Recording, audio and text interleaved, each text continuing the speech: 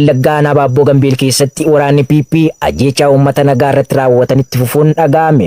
Gabaasa qindaa'eef Jaalee Rangameessaa. Lixa Wallaggaa aanaa Baabboo Gambil ganda Ambaaloo Diillaa magaalaa Ambaaloo keessatti waraanni PP nama maqaan isaa Sanbataa Dhaabaa jedhamu Sadaasa 2025 halkan qabanii yakka tokko malee ajjeesu maddeen arraata biyyoolessa Oromiyaatti himan. Akka maddeen jedhanitti namni kun tuttuqaa siyaasa kamiyyuu kan hin qabne ta'uu fi jireenya isaa fooyyeffachuu qofaaf kan deemu dafqaan bulaa gaarii harreen hojjetee jiraatu qabanii ajjeesuun gara jabina sabichaaf qaban agarsiisa jechuun dubbatan. Murni bilxiginnaa waraana isaa uummata nagaatti bobbaasuun namoota nagaa badii tokkollee hin qabne maqaa garaa itti moggaasee yakkuun gochoota suukanneessaa ta'an irratti raawwachuu itti fufee jiraachuun ni mul'ata. Arsii Bahaa aanaa Roobee Didaa keessatti loltoonni Impaayireetii manneen qonnaan bultootaa jumulaan gubanii barbadeessuun dhaga'ame. Jaalzeenaa Qabsoo waan qindeeffatte qabdi. Godina Arsii Bahaa aanaa Roobee Didaa ganda Jeenaa Buqqoo keessatti Sadaasa 2025 loltoonni Impaayireetii badii tokko malee manneen qonnaan bultootatti ibidda shiduun gubanii barbadeessuu jiraattonni gabaasan. Namoota manneen isaanii jumlaan gubate keessaa muraasni kan maqaan nu gahe Goobee Abdoo, Abdurramaan Abdoo fi Abdoo Waadoo kanneen jedhamanidha. Haaluma wal fakkaatu naannichuma ganda Jeenaa Haaluul jedhamu irraas nama maqaan isaa Obbo Naasir Mustafaa jedhamu jala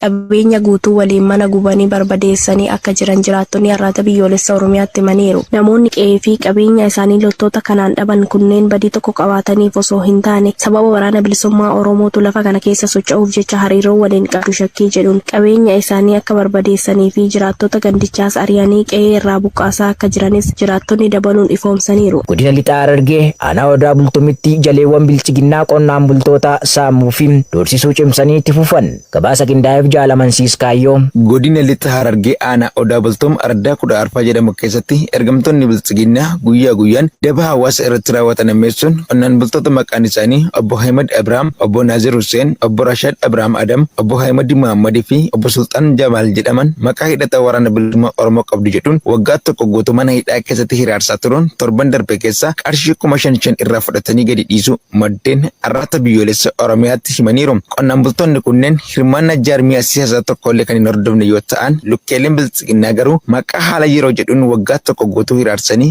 qarshii adabanii erga gadi dhiisanii booda torbaniin waajjira poolisiitti deddeebitanii mul'achuu qabdu. Kanaan ala isin ajjeefne jechuun doorsisa irratti raawwachuun gabaafamee jira. Jaleewwan bilchiginnaa aanicha guutummaa keessaa yerooma fedhanitti hawaasa hojii idilee isaa qofa irratti bobba'ee jiraatu ukkaamsuun maqaa sobaa itti maxxansanii hidhaatti darbachuun qarshii guddaa saamanii gadi dhiisaa kan jiran ta'uun ni beekama. Godina Horroo Guduruu Wallaggaa aanaa Horroo fi Horroo Bulluqitti loltoonni maafiyaa bilchiginnaa qonnaan bultoota hidhaatti darbachuu ammeessan. Guutuu gabaasichaaf Jaalluwa Biyyaa. Godina Horroo Guduruu Wallaggaa aanaa Horroo ganda akka Hajjii Sabbataa bakka addaa Qonjee jedhamurraa loltoonni Impaayera Burkutooftuu deebisanii suphuuf dhamaan badii tokko malee gaafa onkoloolessa 30/2025 qonnaan bultoota maqaan isaanii Obbo Mallasaa Baashaa, Obbo Olqabaa Jaafee fi Obbo Alamuu Gizuu jedhaman ukkaamsuun hidhaatti darbachuu jiraattonni gandichaa ONM'tti himanii. Namoonni kunneen hundinuu tuttuqaa fi hirmaannaa dhaaba siyaasaa kam keessaa bilisa kan ta'an waraanni barcuma aangoo gooftaa isaanii Koloneel Abiyyi Ahmad tiksuuf ifaajan loojistikii waraana bilisummaa Oromooti jechuun yakkan hidhaatti darbatanii dararaa jiraachuun baramee jira. Dhuma wal fakkaatuun godinichuma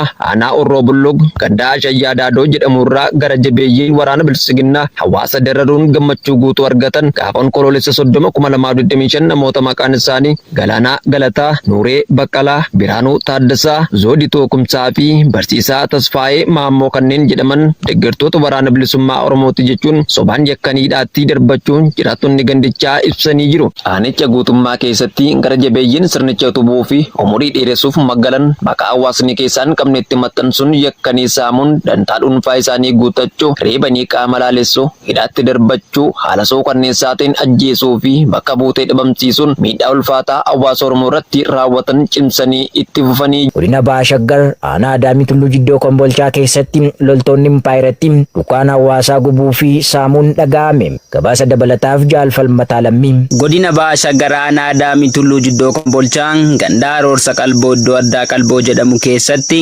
ergamtoonni barcuma aangoo nam-tokkee tiksuuf jecha uummata nagaa goolaa oolan loltoonni Impaayireetii Sadaasa 1/2025 dukkaana hawaasaatti abidda shidanii gubanii barbadeessuun gariin immoo saamuu fi caccabsanii balleessuu jiraattonni arraata arraata biyyoolessa Oromiyaatti himaniiru. Namoota haala kanaan qabeenyaan isaanii gubate keessaa muraasni maqaan nu qaqqabe Amanoo Abee fi Muhammad Waadii kanneen jedhamanidha. Walumaa galatti haalli aanicha keessatti mul'atu yaaddessaa ta'uu jiraattonni himuun namni nagaan badii tokko malee yakkamee hidhamuu, ajjeefamuu, qabeenyi isaa saamamuu fi gubachuun waan hammaateef jiraattonni jiraachuuf yaaddoo guddaa keessa galanii sodaa lubbuu ofiitiif jecha qe'ee ofii gadi dhiisanii gara biyya ambaatti baqachuu fi gara magaalaatti dhiyeessaa kan jiran ta'uu jiraattonni aanichaa irraa dubbisne tokko tokko yaada isaanii arraata biyyoolessa Oromiyaaf gabaasaniiru. Godina Lixaa Harargee aanaa Gumbii Bordoddee keessatti waraanni Impaayiratti dargaggoo tokko haala suukkanneessaan ajjeesuun dhaga'ame. Gabaasa qindaa'eef Jaalkennaa Sabaa.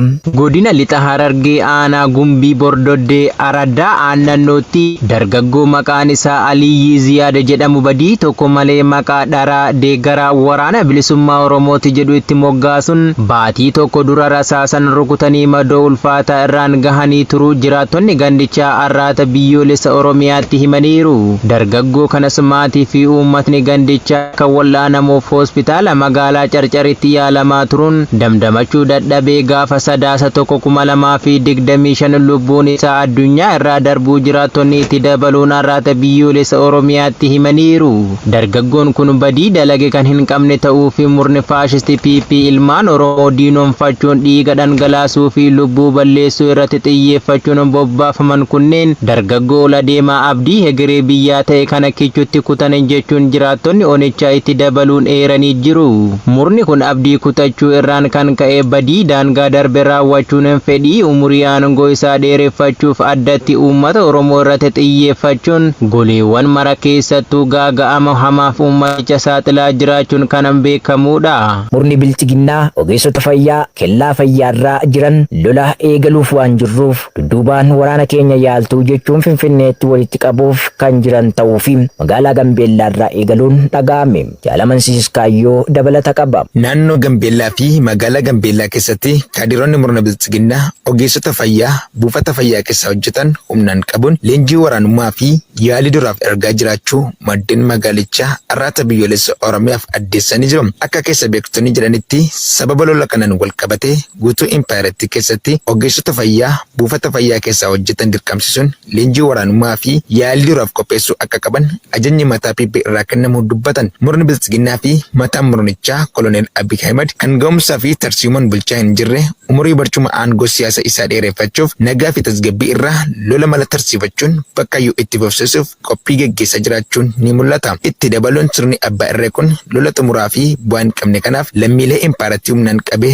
qopheessaa jira. Haaluma kanaan rakkoo siyaasaa lola guutuu Oromiyaa keessatti waggoottan 7 oliif waboo waliin taasisaa jiruu fi gama kaaba biyyaatti naannoo Tigraay itti aansuun boodarra immoo naannoo Amaaraa keessatti jalqabeef osoo fala hin barbaadinii fi xumura ittiin godhin yeroo dhiyoo as immoo maqaa ulaa galaanaa as abdeeffachuu qabna jedhuun dibbii lolaa biraa rukutaa akka jiran ni beekama. Waraanni Israa'el lammiilee Gaazaa sarara keelloo qaxxaamuran jedhaman lama dhukaasa dhaabuu gidduutti ajjeese. Guutuu gabaasichaaf Jaalsabaafa Waggaarii. Waraanni Israa'el wiixata kaleessaa kibba Gaazaa keessatti lammiilee Falasxiinotaa lama sarara keelloo qaxxaamuraniiru jedhaman rasaasaan rukutee yoo ajjeesu kunis waliigaltee dhukaasa dhaabuu yeroo dhiyoo cabsuu isaatiin akka ta'e maddeen yaalaa himaniiru.